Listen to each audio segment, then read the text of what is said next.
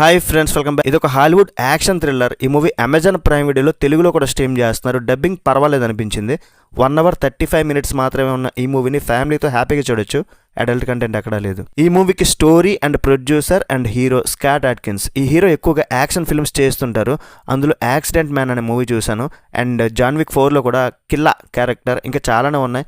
ముందుగా ఛానల్ని సబ్స్క్రైబ్ చేసుకోండి భయ్య. నా గొంతు ఎండికి పోతుంది. ప్రతి రివ్యూలో చెప్తున్నా కానీ ఏమో సబ్స్క్రైబ్ చేసుకోవడానికి ఇష్టపడట్లేదు, ఎందుకో అర్థం కాదు. సో రెగ్యులర్గా చూస్తున్న వాళ్ళని సబ్స్క్రైబ్ చేసుకుంటే నాకు చాలా హెల్ప్ అవుద్ది. బేసిక్గా ప్లాట్ విషయానికి వచ్చేస్తే ఇందులో మన హీరో పేరు క్రిస్. తను జైలు నుండి విడుదలైన ఒక మాజీ ఖైదీ. తను ఒక అమ్మాయిని ఒక గ్యాంగ్స్టర్ దగ్గర నుండి కాపాడాల్సి వస్తుంది. ఈ గ్యాంగ్స్టర్తో పాటు ఇంకొక సైకో కిల్లర్ గాడు ఉంటాడు.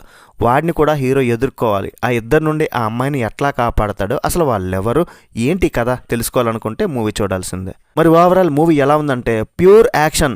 ఎవరైతే ఇష్టపడతారో వాళ్ళకు మాత్రమే ఈ మూవీ. యాక్షన్ ప్రియులు ఒక 4 మార్షల్ ఆర్ట్స్ ఫైట్స్ కోసం స్టోరీని పెద్దగా ఆశించకుండా ఒకసారి అయితే చూడొచ్చు. ఓవరాల్ నాకైతే మూవీ యావరేజ్ అనిపించింది.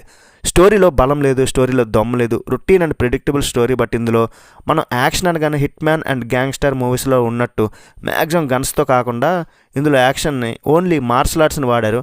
ఆ మార్షల్ ఆర్ట్స్ ఫైట్స్ కూడా మరీ చైనీస్, జపనీస్ సినిమాలు కొన్ని ఉంటాయి కదా, నాన్ స్టాప్ యాక్షన్, ఒక 5 నిమిషాలు 15 నిమిషాలు అలా కాకుండా జస్ట్ ఫటాఫట్ వెళ్ళిపోతాయి అనమాట. ప్లస్ పాయింట్స్ ఏంటంటే యాక్షన్ సీక్వెన్సెస్. ఈ సినిమాకి స్ట్రాంగ్ అంటే యాక్షనే.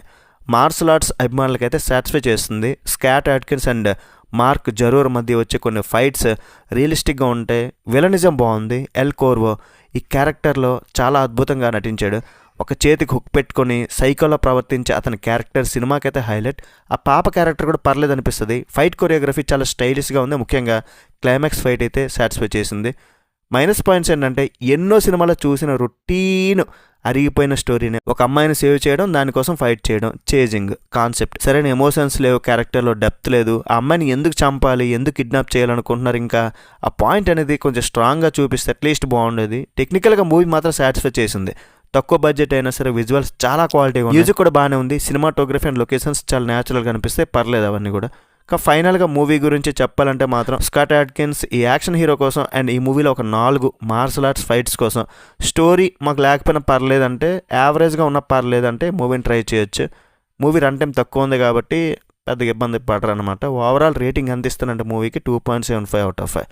That's it guys. రివ్యూ నచ్చితే ఒక లైక్ వేసుకొని చాలా. నెక్స్ట్ వీడియో మళ్ళీ కలుద్దాం. అండ్ మీరు ఈ మూవీ చూసింటే మీకు ఎలా అనిపించింది కింద కామెంట్ చేయండి. బై బాయ్ అండ్ జై హింద్.